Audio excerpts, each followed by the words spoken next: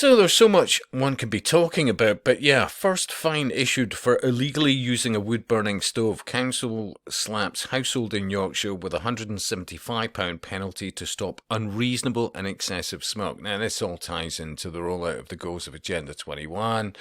I used to chat about it for years on various, channels that no longer exist, but you can definitely see the rollout and the direction of travel. And let's face it, for many people in rural areas, they're very limited in options to be able to heat their house, and that's in many respects not by accident, because they want people out of rural areas into compact cities and zones and 20-minute neighborhoods and 15-minute cities, etc. It's quite literally rolling out by the day. Yeah, I still say to people, you should look at films like from the noughties, Code 46. That was definitely an externalization of Agenda 21. No two doubts about it. And of course, Rollerball from the 70s, Logan's Run, so many others. I mean, believe me, they externalize, and it's part of the, you could say religious, occult religious, or certainly ritualistic aspects of their occult religion by telling you in various ways, but knowing that you'll not see it for what it is. And of course, many of them will chuckle as they watch the same films, maybe in groups, as they, roll out agendas. So it goes into how the authority brought in new measures. Look, it was the expansion and the rollout across Western nations of UN policy and the goals of Agenda 21. But, they write it as the authority brought in new measures in December to allow environmental health officers to issue fixed penalty notices to stop excessive smoke emissions. Current rules restrict the type of wood burners and fuel that can be used in homes. Now, like so many places, Wakefield is covered by a smoke control order, meaning only exempt appliances approved by DEFRA can be used in homes, and only wood with a low moisture level can be burned. Now, there is some truth in past history, over the last several decades, for example. The folks that adopted me as a child,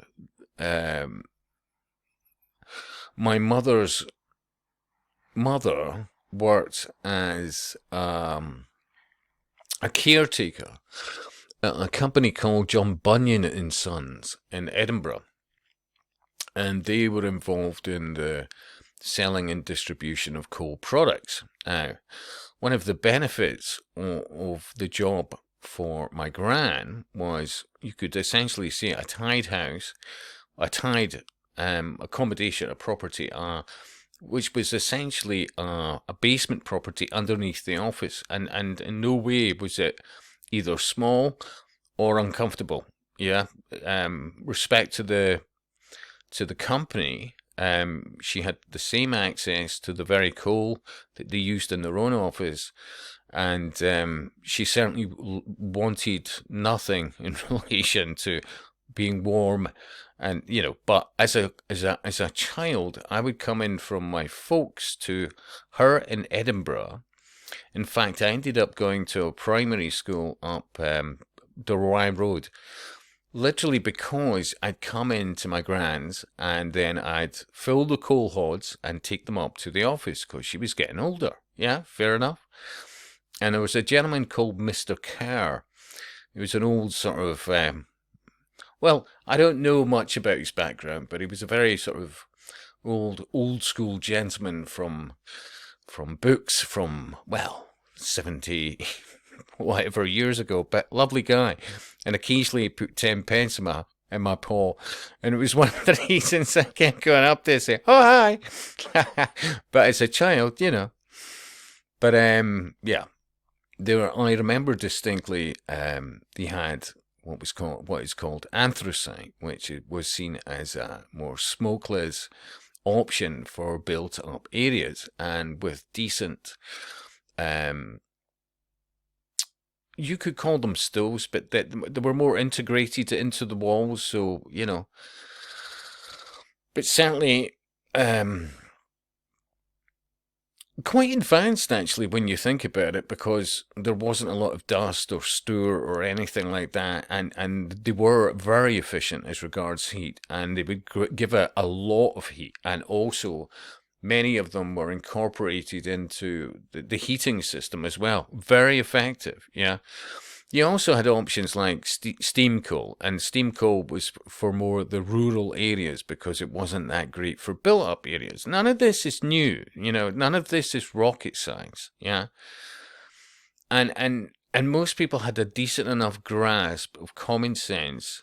Was it good for you? I mean, never mind anybody else. Was it good for you? I certainly wouldn't recommend something like steam coal in an open fire, because that shit will get into the room, dust-wise, particulate-wise, and not be beneficial to you. Yeah? Maybe some people out there do that to this day, and but I wouldn't advise it, in all honesty. It's more for, something more commercial, I would argue, where it's got an ability to minimize the particulate aspect. I mean, you could go off at tangents, and obviously I apparently have, but... And when it comes to wood burners, yeah, there's some very efficient wood burners these days, and yet again, far better for your own health, never mind anybody else around you. But let's not chuck out the baby with the bathwater here. They're just demonizing it over time to the point that nobody will have it. So this comes back to control. So anyway, let's look at best rated. So I have a wood-burning stove and 3 open fireplaces. Very rarely do I use the fireplaces, probably only at Christmas for the visual effect. The stove is in the kitchen and runs just about every weekend through winter and keeps the whole house comfortable. I use mostly wind-blown oak from my own land, cut and sawn by hand, and dried for at least 2 years. You're telling me that this free resource, with no fossil fuel extraction, refining and transportation impact, is bad for the environment? Or is it that the private shareholders, oligarchs and governments want to give them more money? Want me to give them more money? Well, yeah, that is what one of the aspects of what Agenda 21 is all about. Anyway, your thoughts, your views, your shares. And if you like what I do, subscribe, and I'll speak to you soon.